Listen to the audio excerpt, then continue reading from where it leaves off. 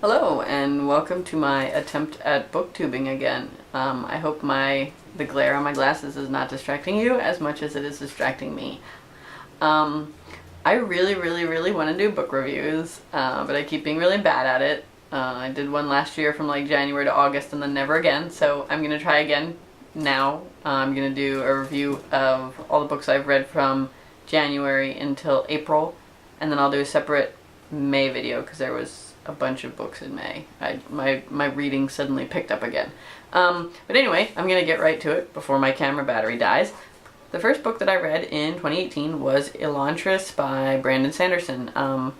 I somehow have gone this long in my life without actually ever reading a Brandon Sanderson book, so I thought I'd give that one a go, and Chris happened to own it, and he highly recommended it, so I did, and I loved it. I gave that one 5 stars on Goodreads, which is, I mean, it's somewhat rare for me. It's not, I don't rate as harshly as a lot of people do, but it's a fantasy novel. It's basically about this prince and something happens to him, and I can't really, give a good description without giving a lot away, but there's 3 main characters. They all eventually meet up. I liked all the characters, which is very rare. Highly recommend. It's long, but it goes fast, I guess I would say. This is not a good review, I apologize. The second book that I read in 2018 was The Unkillable Kitty O'Kane by Colin Falconer.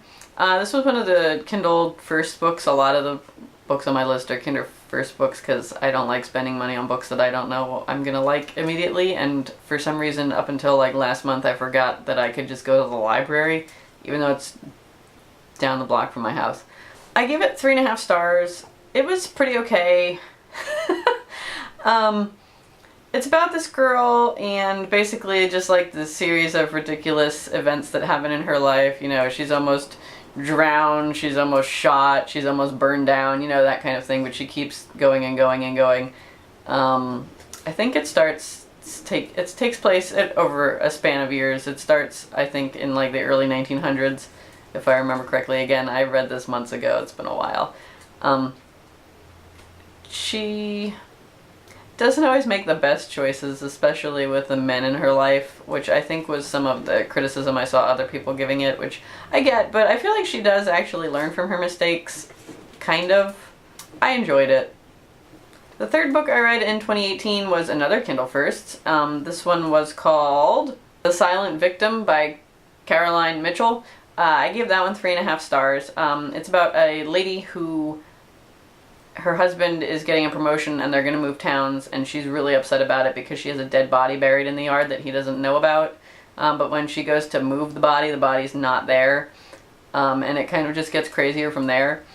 This one was a little ridiculous, and I oftentimes didn't understand exactly what the motivation was. But there's kind of an unreliable narrator thing going on, which I really love, and up until the end of the book you're kind of trying to figure out like who is in the wrong here. Again, I can't say a whole lot without giving a lot away, but I would recommend it. It's pretty good, and I have a soft spot for unreliable narrators, so that's a thing. The fourth book I read was Halsey Street by Naima Koster. I'm probably butchering that. I apologize. Again, another Kindle First book. I gave this one 4 stars. I really enjoyed this book. This is about a woman and her relationship with her mother and her father who are separated.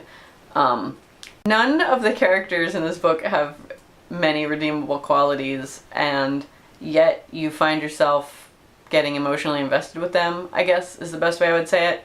Her mom left her dad and moved away, and she is super resentful of her mom, even though she's a lot like her mom. And she kind of, coddles her dad, even though her dad's kind of a jerk too. Like, nobody in this book is any good, and they all make terrible decisions constantly. And they're all just they're jerks to each other all the time, and nobody's understanding, and I don't know, it kind of feels more real because of that, I think. The ending is not a happy one, I will say that. which surprised me. But again, it also gives it a really real feel, I think, because sometimes in life it doesn't turn out, and there's just no helping it. And I think that that's kind of refreshing. So that was 4 stars, and I would recommend that one a great deal. The 5th book that I read in 2018 was Haunting Charlie by Wendy Wang.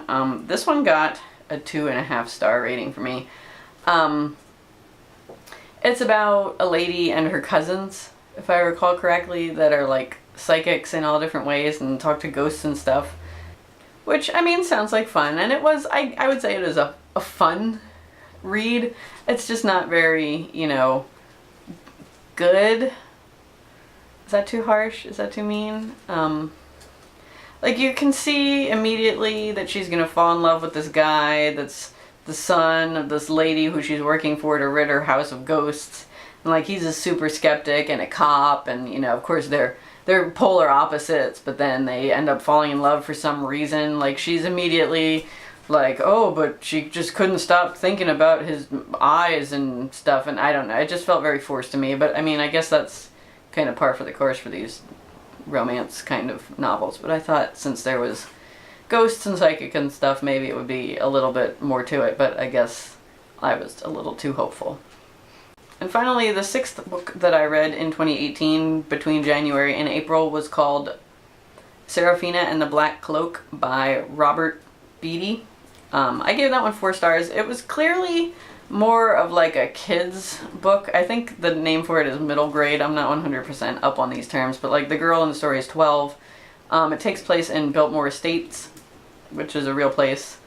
And it's about a girl who lives there with her dad when it was being built, and there's some weird things about her. I don't want to give too much away, but she lives there, and kids start disappearing, and she has to help solve the mystery of where all the kids are going. And I really enjoyed it. Again, it's not a like super advanced read, but the plot was fun. The characters were fun. I enjoyed it. If you are looking for a good, again, I think it's called middle grade book. It's kind of like a fun ghost story. Definitely check this one out. So yeah, those were the 6 books that I read in January through April. As I stated before, my reading kind of ramped up since then because I remembered that the library exists. So that's why I'm breaking it. That's why I'm making that dividing point. So keep an eye open. You should be seeing the May book review coming soon, if it's not up already. And I will talk to you again later.